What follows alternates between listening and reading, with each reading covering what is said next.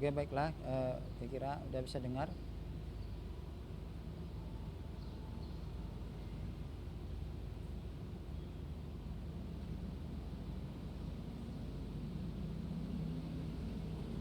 Ya, gimana, semua udah bisa dengar suara Bapak?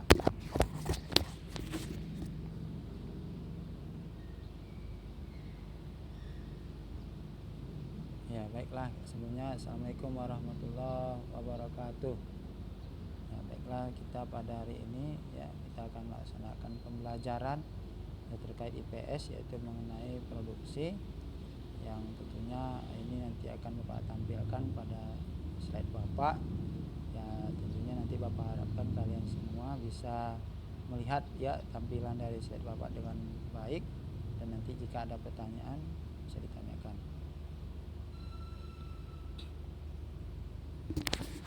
Dan materi kita ini ya mengenai materi IPS.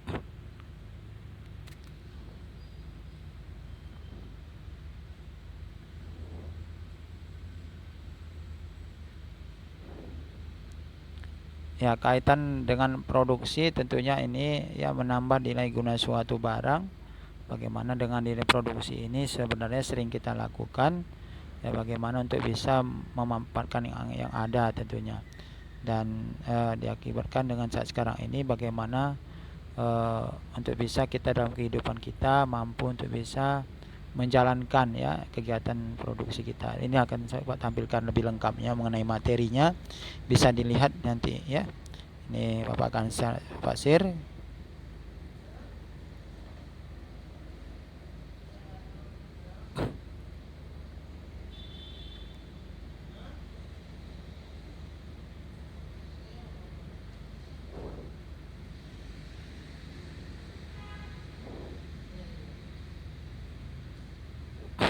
Ya, materi Bapak ini nanti akan Bapak share, tentunya kita bisa lihat di materi ini akan lebih mengupas mengenai pengertian dari produksi ya, bentuk-bentuknya ya, dan tujuannya apa ya, dan bagaimana upaya peningkatan produksi tersebut nanti akan bisa kita lihat. Dan nanti lebih lengkapnya juga mengenai tugas-tugas juga nanti akan Bapak jelaskan yang ada pada di Google Classroom ya, supaya tentunya kalian bisa mengerjakan dengan baik.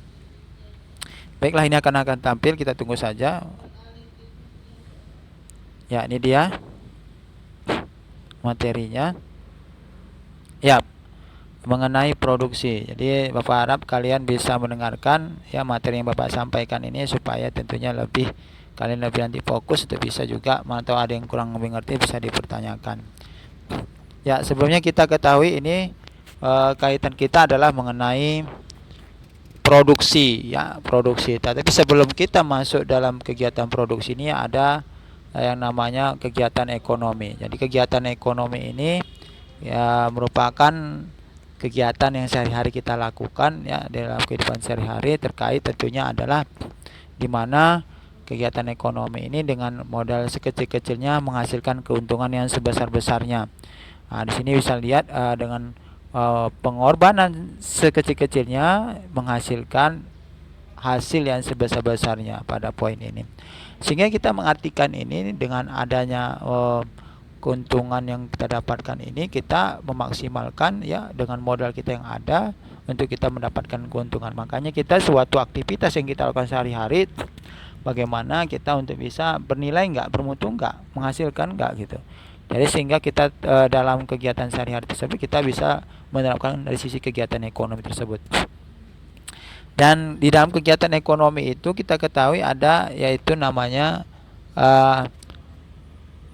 kegiatan ekonomi, yaitu produksi, konsumsi, dan distribusi. Jadi kita bisa melihat ya di dalam kegiatan ekonomi, konsumsi, dan distribusi ini dapat kita lakukan dalam kehidupan kita sehari-hari, bagaimana tentunya untuk bisa kita laksanakan dengan sebaik-baiknya. Produksi ini tentunya kita ketahui adalah yang pertama itu menambah nilai guna suatu barang. Jadi kalau misalnya ada barang-barang yang istilahnya selama ini kita mau kita sesuatu yang belum ada terus kita ciptakan, dan itu bernilai tambah, sehingga itu juga akan menghasilkan suatu bara dinamakan dengan produksi. Makanya sama seperti kita lihat bangunan ya, atau juga karya-karya kita, bangunan tersebut ya dari atau batu bata tadi yang merupakan dari tanah liat, terus kita olah menjadi batu bata, sehingga ini mengakibatkan ini juga satu barang kegiatan ekonomi yang sangat baik, sehingga dia menambah nilai guna suatu barang ya, seperti gedung tentunya tadi ya, rumah atau juga ruko dengan bahan-bahan tadi itu yang tentu kita bisa melihat ya bagaimana yang tentunya dengan berbagai barang tersebut mampu kita manfaatkan untuk bernilai guna suatu barang. Dan tentunya terkait dengan barang apa saja itu bisa kita gunakan selagi itu tentu sangat bisa menambah nilai guna suatu barang. Ada tujuan produksi yaitu memenuhi kebutuhan manusia. Kita lihat bagaimana tujuan kebutuhan manusia ini tentunya adalah ketika kita membuat suatu produk, barang tersebut pasti bagaimana kita adalah untuk kebutuhan umat manusia, sehingga betul-betul itu pasti bernilai guna suatu barang tersebut akan dirasakan oleh para konsumen, sehingga kita betul-betul bagaimana kita memberikan sesuatu yang bermanfaat bagi orang lain tentunya. Yang kedua adalah memperoleh keuntungan. Memperoleh keuntungan tentunya kita ketahui ya di dalam kehidupan kita dan sesuai dengan prinsip ekonomi tadi, dengan memperoleh untung sebesar-besarnya dari modal sekecil-kecilnya, sehingga memperoleh keuntungan ini hal yang wajar dalam kita kaitan memproduksi karena merupakan dari kegiatan ekonomi atau bisnis. Yang ketiga adalah mempermudah manusia dalam mencapai kemakmuran. Ketika keuntungan sudah kita dapat ya, tentunya ini akan bisa kita secara otomatis kita akan mendapatkan suatu kemakmuran. Dengan kemakmuran ini kita dapat lebih banyak memberikan manfaat pada orang lain ya. Tentunya kita bisa juga mendirikan masjid, berinfak dengan fakir miskin, dan tentunya kita bisa untuk melaksanakan kegiatan sosial lainnya. Tentunya ini kegiatan ini menambah kita dalam untuk bisa memberikan juga sumbangsi kita dari segi kemakmuran yang telah kita miliki. Selanjutnya adalah produksi barang. Nah, ini dari sisi produksi berdasarkan jenis barang yang diproduksi. Yang pertama adalah produksi barang. Jadi produksi barang ini adalah produksi barang yang betul-betul nampak jelas kita lihat. Karena di dalam produksi ini barang tersebut adalah wujudnya nampak konkret yang kita lihat dengan merasakan. Ini misalnya tadi makanya kita lihat produksi apa saja yang secara fisik kita nampak ya, misalnya buat kue ya, atau juga buat karya-karya kerajinan tangan ya, itu juga produksi. Kalau produksi jasa bisa kita salon, hotel ya, jadi tidak nampak kok abstrak, sehingga dia dihargai dengan jasa. Kalau produksi berdasarkan jenis lapangannya ya, ini kita lihat berdasarkan lapangannya bisa berdasarkan jasanya ya, berdasarkan jasanya kita dapat melihat ya, bisa ya misalnya pakai Grab ya, itu kan merasakan jasa, sehingga merasakan dari kegiatan Grab itu bahwasanya dengan penyewaan mobil ya, tentunya orang akan mendapatkan jasa yang telah kita berikan kepada mereka, sehingga ini akan bernilai manfaat ya kepada orang lain, antara bisa kita sampaikan dengan antara satu tempat ke tempat yang lain tentunya. Yang kedua produksi ekstraktif ya, ini mengambil kekayaan secara langsung. Ini pertambangan batu bara ya, misalnya di Sumatera Utara, bisa juga kita lihat di Papua ya, itu emas. Jadi ini langsung kekayaan alam kita diambil ya. Yang ketiga yang produksi industri, ini berupa industri bahan alam, itu dari kecantikan untuk yang siap pakai ya, kosmetik tentunya. Ini produk industri. Jadi tentunya memang industri-industri ini bisa bergerak di dunia apa saja. Misalnya tadi kayak industri kecantikan, kita melihat bagaimana industri kosmetik ini bagaimana untuk bisa memberikan mewarnai lah dari face kita dalam kegiatan misalnya kita perlombaan atau juga alat kegiatan sehari-hari untuk bisa menambah kecantikan ya. Produk agraris ya, ini produk yang kita lihat penanaman padi. Jadi agraris ini sifatnya pertanian, makanya banyak sawah-sawah atau ladang yang itu tentunya merupakan produk agraris. Dan kita di Indonesia salah satu negara agraris karena kita juga banyak lahan-lahan pertanian yang bergerak di Indonesia ini menjadi salah satu sumber pendapatan rakyat Indonesia, sehingga betul-betul kita harus betul dalam hal untuk produk-produk yang bersifat lapangan produksi ini menjadikan kita lebih kepada mengefektifkan pendapatan kita. Dari sinilah kita harapkan dengan adanya jenis lapangan produksi ini kita mampu menciptakan lapangan pekerja apa saja ya berdasarkan 4 jenis macam ini tentunya. Dan diharapkan dengan berdasarkan kegiatan produksi ini ya diharapkan tentunya jenis lapangan produksi ini kita bisa memilih mana yang tentunya sesuai dengan kemampuan kita. Diharapkan dengan adanya kemampuan kita ini kita bisa menambah kegiatan kita dalam untuk bisa untuk mencapai keuntungan tadi. Selanjutnya upaya produksi. Upaya produksi ada peningkatan produksi adalah ekstensifikasi. Ekstensifikasi ini adalah merupakan peningkatan produksi yang memperluas atau menambah faktor produksi.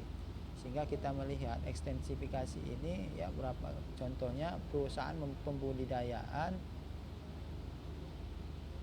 ikan gurami membangun kolam baru dengan sebagai upaya perluasan produksi. Jadi kalau kita lihat ekstensifikasi ini bagaimana perluasan yang kita lakukan dalam kegiatan produksi bagaimana untuk bisa berjalan dengan efektif tentunya.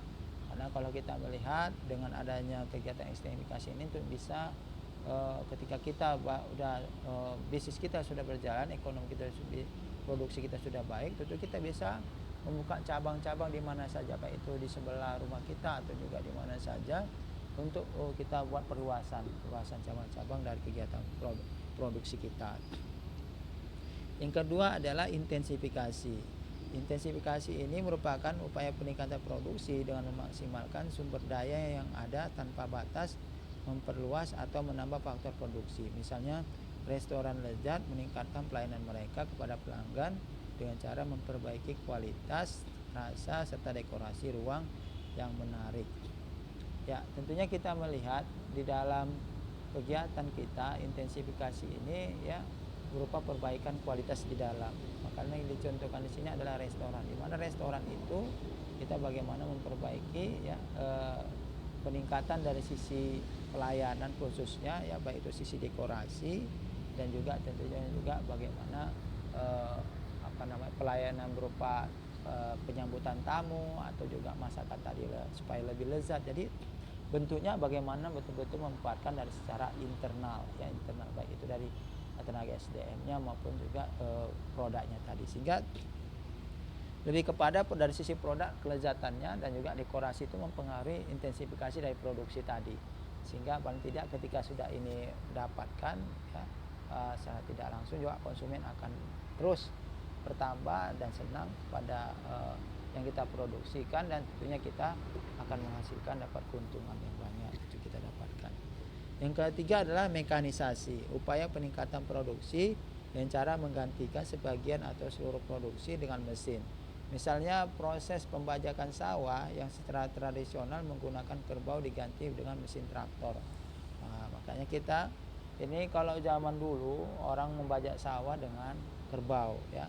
Makanya kalau kita lihat bisa digambar samping kiri ini mereka dengan bagaimana menggemburkan tanah supaya lebih subur ya, ini memakai dengan kerbau ya. Nah, kalau sebelah kiri ya, sebelah kanan kita melihat ada gambar traktor ini dengan menggunakan mesin. Artinya dengan secara manual sekarang sudah beralih ke dengan teknologi, menandakan perkembangan sekarang terus akan lebih kemajuan. Apalagi sekarang udah masuk kepada era revolusi industri 4.0, era digitalisasi. Betul-betul kita manfaatkan sehingga kita betul-betul untuk bisa kita peluang-peluang dari digitalisasi ini bagaimana kita menjadikan kita lebih kepada memanfaatkan tadi dengan sebaik-baiknya ya, jangan kepada kita malah berbuat dengan digitalisasi yang tidak baik. Jadi segala apa yang terkait dengan perkembangan sekarang ini bisa kita juga dapat ketahui dengan digitalisasi. Oke, itu yang materi Bapak sampaikan dari pertama ya untuk kegiatan produksi, jenis produksi ya, produksi berdasarkan jenis lapangan produksi dan upaya peningkatan produksi. Jadi paling tidak ya kegiatan ini dari produksi ini bisa kita lakukan dalam kegiatan kita, ya khususnya kita di dalam melakukan bisnis usaha ekonomi tadi. Jadi Bapak harapkan kalian menjadi seorang yang sukses lah ya nanti ke depannya. Saat ini kalian belajar, menjadi tanggung jawab kalian dalam proses belajar saat sekarang ini, tapi ke depannya diharapkan kalian juga mampu untuk bisa menjalankan kegiatan ekonomi ini ya dengan sebaik-baiknya, menjadi seorang pebisnis yang hebat, yang tangguh dalam untuk bisa mencapai cita-cita kalian berdasarkan sesuai dengan lapangan produksi tadi yang mungkin kita bisa, yang mana kita bisa tekuni untuk kita ambil ke hikmahnya ya, agar kita menjadi seorang yang sukses, mencapai seorang yang makmur ya dalam kehidupan kita. Jadi tentunya ini diharapkan mampu ya, produksi ini kita menjadi seorang orang yang betul-betul kreatif ya, karena kita melihat Indonesia ini saat sekarang ini masih lebih kepada terkenal dengan konsumtif. Makanya kalian Bapak harapkan sebagai generasi penerus untuk menjadi seorang yang kreatif ya, dengan menghasilkan karya-karya yang produktif, sehingga betul-betul itu sangat bermanfaat kepada orang lain tentunya. Sehingga kita harapkan semua dengan adanya pembelajaran produksi ini, kalian lebih kepada terarah, kalian lebih menghasilkan kegiatan-kegiatan yang positif tentunya. Dan Bapak harap tentunya kalian selama pembelajaran ini juga untuk bisa lebih serius ya, khususnya mengenai Zoom ini juga salah satu sarana kita ya dalam hal untuk kita pembelajaran secara online. Karena jujur kalau misalnya selama ini itu tidak, kalau bisa tidak ada pandemi saat sekarang ini, pasti kita tidak bisa ya. Karena dengan ada pandemi ini semua itu ada hikmahnya ya, ada hikmahnya, sehingga kita dapat merasakan manfaatnya ya. Manfaatnya tadi itu kita mengenal aplikasi Zoom saat sekarang kita pakai, dan kita juga mengenal aplikasi dari Google Classroom. Ya, ini ada Muhammad Ali, Fariza ya, Mirza Ardapan, Jaki Siregar, Claudia, Ocha,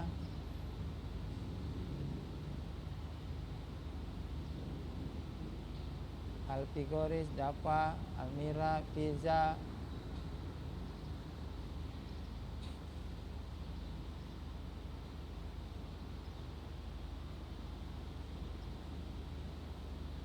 ya, Dapa Birat ya. Jangan lupa ini akunnya dan bagi anak-anak yang lain, akun dari kalian itu betul-betul dilihat ya.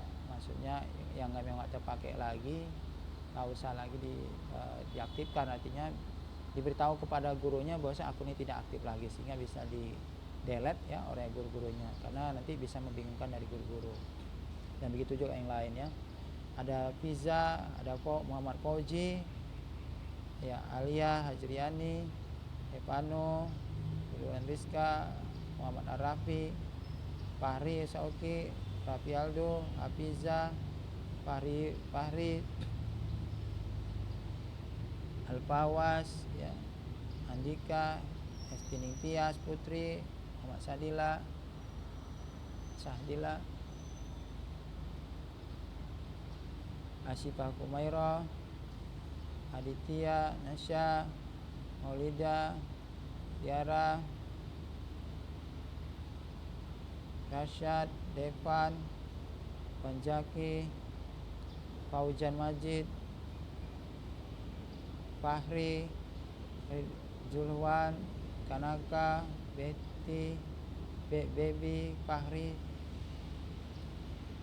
Rahmadika, Muhammad Jaki Siregar, Alhamdulillah, Wita Mira, Paris, Najwa, Zaskia, Naila,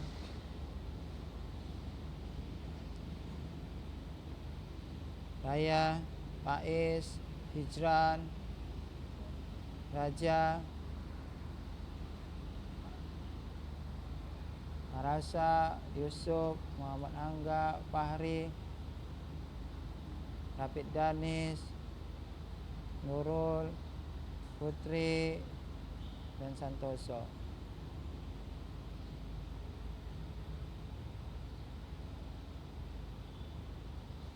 Ya, jadi Bapak harap ini ya, supaya kalian kegiatan pembelajaran digitalisasi saat sekarang ini Google Classroom juga lebih efektif ya, supaya tentunya kalian juga mendapatkan ilmu secara langsung melalui guru ya di internet. Dan tentunya ini juga melalui masukan-masukan ya dari para orang tua, dan tentunya juga untuk meningkatkan hal-hal yang tidak tahu kan, itu tidak jelas dalam materi yang sudah di-share di Google Classroom, yang sudah di-share 1 hari sebelumnya bisa kalian lihat. Dan nanti juga video ini juga akan di-upload ya di Google Classroom, tentunya bisa kalian lihat. Dan tentunya juga di seluruh materi pelajaran juga seperti ini. Artinya ya mari kita sama-sama untuk bisa memanfaatkan teknologi ini dengan sebaik-baiknya yang kita harapkan. Dan bagaimana kalian juga untuk bisa lebih mengenal ya dari sisi teman-teman kalian dan guru-guru kalian, khususnya Bapak ya Sunarji Arabis PDMM ya. Bapak juga sudah lama di SMP Pertiwi sejak tahun 2015 sampai saat ini. Dan juga Bapak selain di SMP Pertiwi mengajar, juga Bapak juga sebagai dosen di UIN Sumatera Utara. Kira-kira itu ya menjadi tambahan informasi buat kalian, bagaimana kalian mampu belajar dengan efektif dan baik ya, khususnya mengenai IPS ini. Dan Bapak harap kalian juga bisa mengerjakan segala tugas-tugas yang diberikan ya di Google Classroom, jangan sampai pula nggak dikerjakan. Karena pengalaman semester lalu juga banyak kita lihat itu siswa-siswa yang belum, lebih banyak nggak ngerjakan ya daripada mengerjakan. Dan bahkan ada juga yang ngirim cuman tugasnya saja dikirimnya, tapi jawabannya nggak ada ya, hanya tugas saja. Gimana, ada bertanyakan? Kalau tanyakan silakan. Jadi harap kalau ada yang tanya ya silakan, tentunya itu bisa mengetahui materi kita. Dan tentunya ya tadi ini udah Bapak kenal kalian ya, satu persatu ya Pak apain juga panggil namanya supaya lebih mengenal kalian. Yang selama ini kan hanya berdasarkan Google Classroom atau juga WhatsApp ya yang kita miliki grup ini. Dan tentunya kan lebih mengenal ini, contohnya Ahmad Dewiatan yang mungkin ini murid baru yang baru masuk ya, supaya tentunya juga lebih jangan sampai tertinggal untuk bisa mendapatkan pelan pembelajaran. Dan untuk LKS kalian juga bisa ngambil ya, untuk kalian ambil di kantor kepala perpustakaan ya, untuk bisa kalian ambil saat sekarang ini, karena semua tugas-tugas nanti juga dimanfaatkan, dikerjakan dengan baik-baiknya.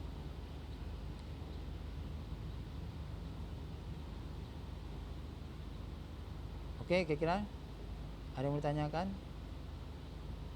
Ya.